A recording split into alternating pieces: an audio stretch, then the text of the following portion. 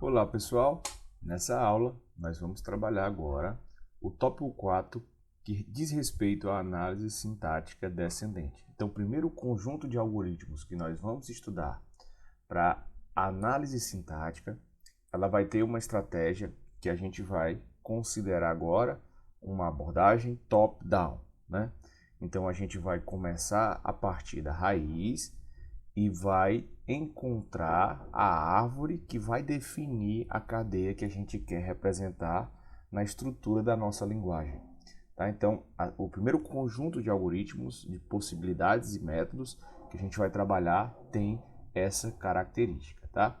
Então, diante dessa situação, a gente relembra que eu tenho duas formas principais de fazer o reconhecimento de uma linguagem, né? Um deles é a inferência recursiva, onde eu tenho que definir a partir da nossa cadeia quais produções eu devo chegar e ao final dessas inferências encontrar a minha palavra raiz, né, o meu símbolo raiz e validar, ou a derivação, em que eu vou começando a cadeia e passo a passo eu vou fazendo as produções, fazendo a derivação até que eu consiga encontrar essa cadeia, né? Então, inicialmente eu começo na derivação a raiz e vou fazendo derivações até formar a cadeia que eu quero para a minha análise.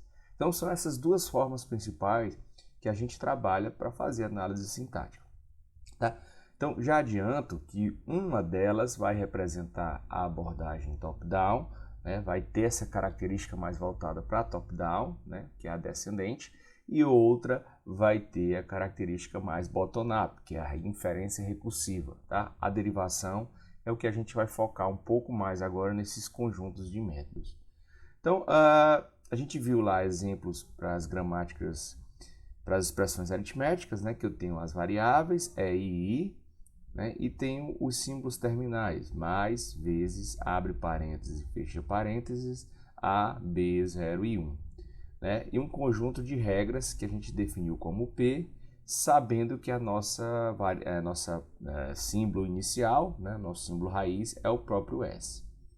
Então, considerando essa gramática, a gente viu que eu posso trabalhar das duas formas, né? A partir da inferência recursiva, que dada a minha cadeia, eu tenho, a partir dessa análise, a possibilidade de ir inferindo os elementos, né, as produções. Perceba que o B aqui vai ser convertido na produção I, né? Logo em seguida, o nosso I0 vai ser convertido em I, e aí eu vou fazendo esses passos até que eu chego lá na minha raiz. Quando eu consigo chegar na minha raiz, é sinal que essa cadeia é validada sintaticamente. Tudo bem, essa é a estratégia da inferência recursiva. Entretanto, a gente tem também a estratégia da derivação, né? Que eu tenho uma cadeia, só que para qualquer uma delas eu vou começar com a minha raiz e em seguida eu vou escolhendo produções até que eu consigo demarcar a minha própria cadeia de análise, né? Lembrando sempre que eu posso escolher a derivação mais à esquerda ou a derivação mais à direita para fazer essa análise sintática. Bom, diante desse conceito, a gente vai trabalhar agora um conjunto de métodos que nos refere à ideia da derivação. Tá? Então, o que a gente vai trabalhar a partir de agora, até nos próximos conjuntos de aula, que dizem respeito à análise sintática descendente, ela foca no conceito da derivação. Tá? Então, a gente vai considerar a derivação mais à esquerda da cadeia. Os tokens que a gente vai receber da análise léxica, eles são lidos da esquerda para a direita, né? Então, em cada passo, o nosso problema aqui agora é determinar qual é a produção que eu vou aplicar, né? Então, supondo que eu tenho uma entrada A mais B vezes C, suponha que eu esteja lendo o token atual A, tá aqui, eu estou na leitura. Eu inicio com o símbolo inicial, logicamente inicial com um E, né? E aí eu tenho as possíveis produções, né? Porque se eu começo em E, eu posso optar por I, posso optar por E mais E, e posso optar por E vezes E, e eu tenho que escolher alguma dessas produções. Tá? Então, o nosso procedimento agora é saber qual produção eu vou escolher para definir de forma procedimental como eu vou analisar essa cadeia, né? Assim, vamos considerar a gramática, que a gente trabalha conjuntos aritméticos, e vamos pensar com a força bruta, né? Fazendo uma busca em árvore, né? Pesquisando todas as possibilidades para uma entrada simples como essa aqui de exemplo, A vezes B, tá? Então a nossa gramática está aqui, então vou começar simplesmente utilizando essa produção à medida que eu vou lendo os tokens. Então eu leio A, então essa produção me leva a E, né? Ainda sob A eu vou escolher E leva a T mais E, tá? Então levo T mais E. Ainda lendo A, eu pego o T e escolho F vezes T, com a tentativa de encontrar A vezes B. E o nosso F, eu escolho o próprio A, tá? Então, até o item 4, a gente tem essa árvore. O próximo elemento no passo 5 vai ler o asterisco, que é um terminal. E, opa, ele valida aqui com o terminal. Até aqui, tudo bem. O próximo elemento agora é o B. Então, o que eu tento fazer? Pego o T, né? O T eu levo para F vezes T, tá? E aí no F eu levo para B. Então eu teria A vezes B vezes T.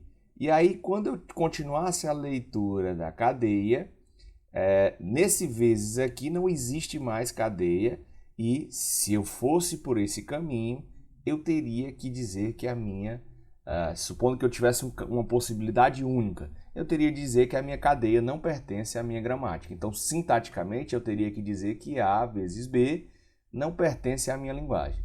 Entretanto, a gente pode usar o retrocesso, né? Então, eu vou voltar aqui para o passo 6, que até então estava tudo bem, né? Então, no passo 6, eu poderia voltar o T, e ao escolher o T, eu poderia levar para o F, e ao escolher o F, eu poderia levar para o B. Bom, isso é uma possibilidade, né? Agora, a gente pode ter várias outras, né? Supondo agora que eu tenho A vezes B, escolho E T mais E, em seguida eu derivo T para F vezes T, e aí eu leio A. Depois o asterisco, e finalmente eu fico no T.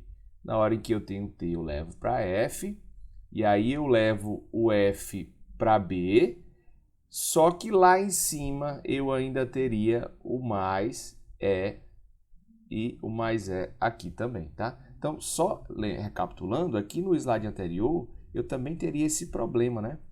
Porque aqui eu ainda tenho a análise do mais aqui, tá? Então, se eu retroceder para 6, ele vai validar o F, retroceder para 6, ele vai validar aqui o B, ok? Entretanto, eu ainda teria que checar um mais e depois analisar a produção E.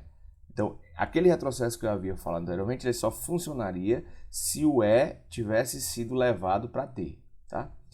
Pois bem, aqui eu tenho a mesma ideia. Entretanto, eu vou retroceder lá para 2, né? Então, eu vou continuar assumindo que eu tenho E, T mais E, porque eu vou tentar testar outra produção aqui. Então, isso também não vai funcionar, porque eu acabei por escolher a produção errada, que me levaria, por exemplo, para T mais E. Então, essa não seria a produção correta. Mas eu continuo testando.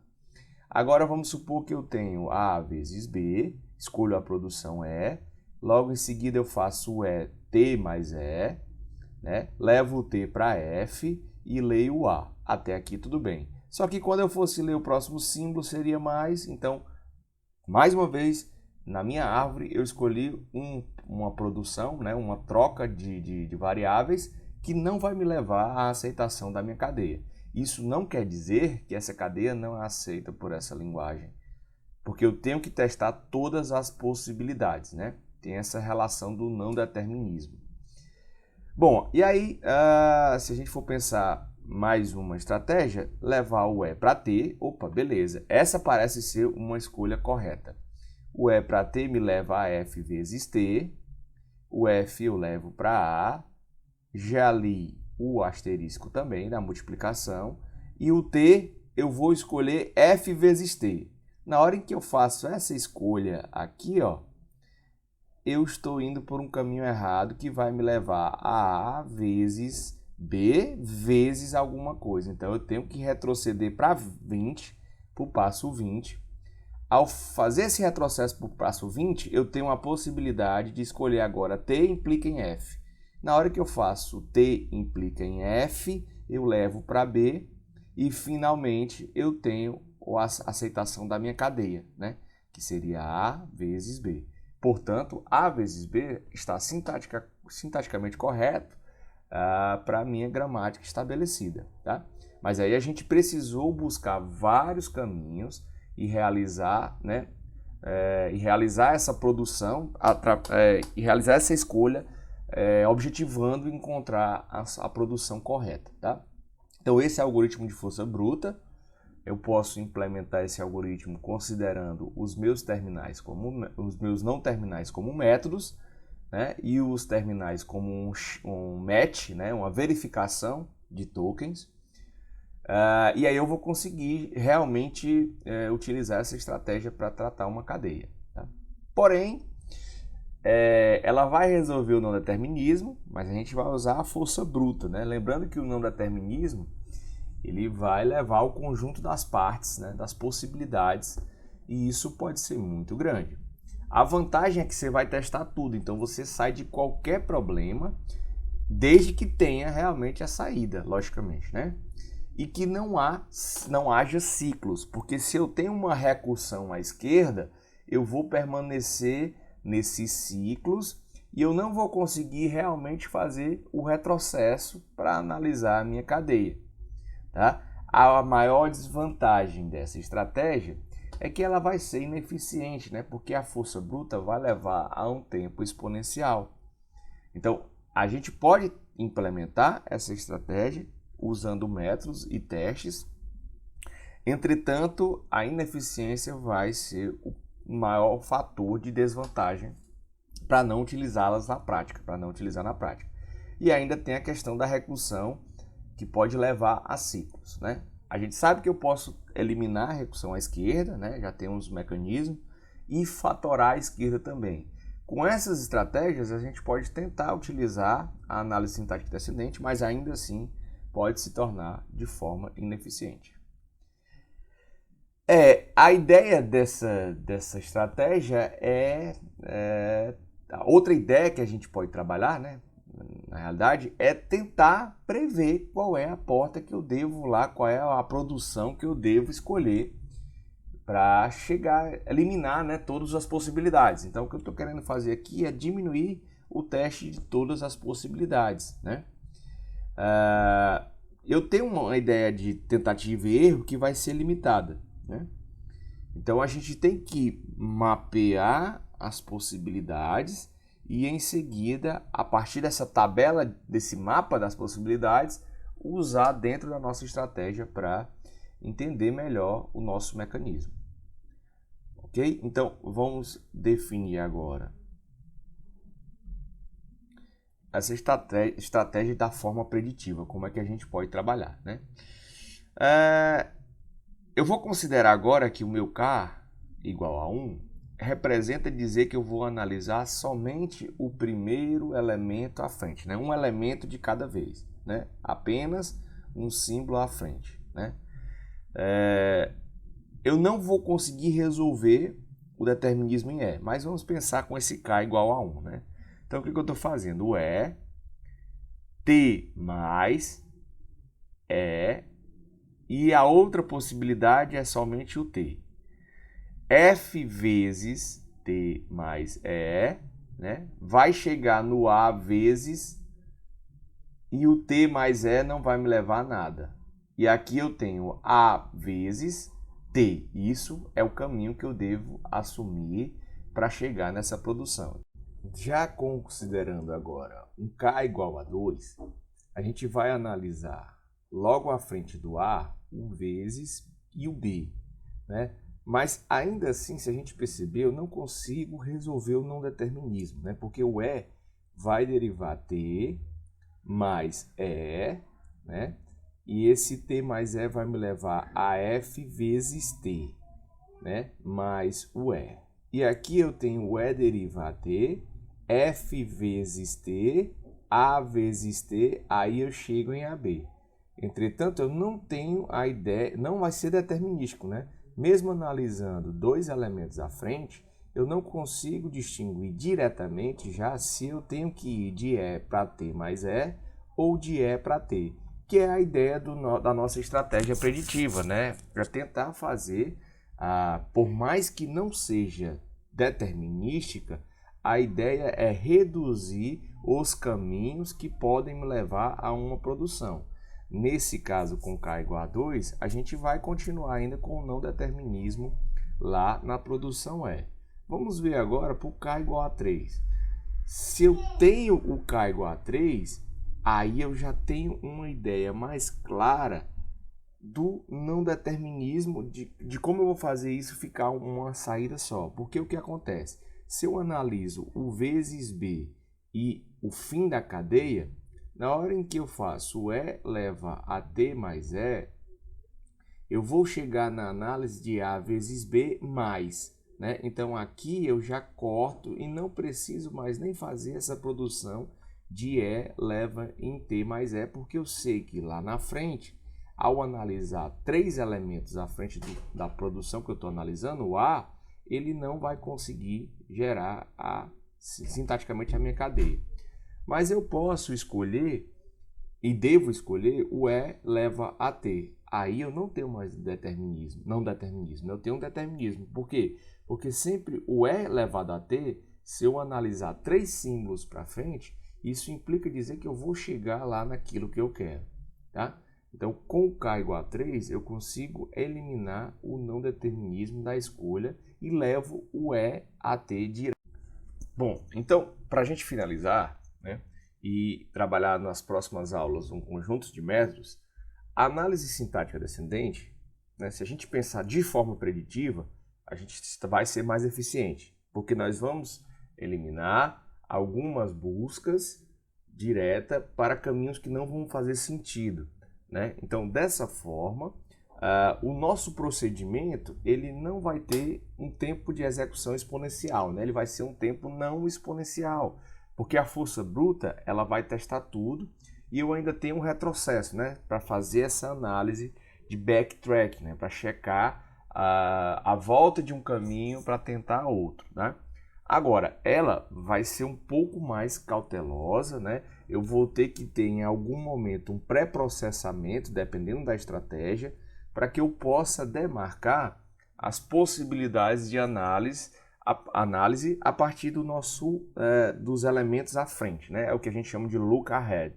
Então perceba que a complexidade, se eu quero analisar 3 elementos à frente, 4 elementos à frente, eu tenho uma complexidade maior para gerir isso, né, à medida que eu tenho que fazer um pré-processamento para entender melhor como seguir os caminhos e eliminar os não determinismos, tá? Então, a ideia é eliminar ou minimizar, né, limitar os não determinismos na hora em que eu estou fazendo a minha busca. Portanto, a gente vai trabalhar agora nos próximos conjuntos de aula técnicas como um preditivo de descida recursiva, tá? E aí a gente vai ver a função do conjunto de linguagens LL1, né, para esse caso, onde o nosso K citado anteriormente vai ser esse 1, tá? A gente vai trabalhar com um preditivo de descida não recursiva, e aí a gente vai utilizar realmente a definição das linguagens livres de contexto e esse subconjunto das linguagens livres de contexto, que são as linguagens LL, tá?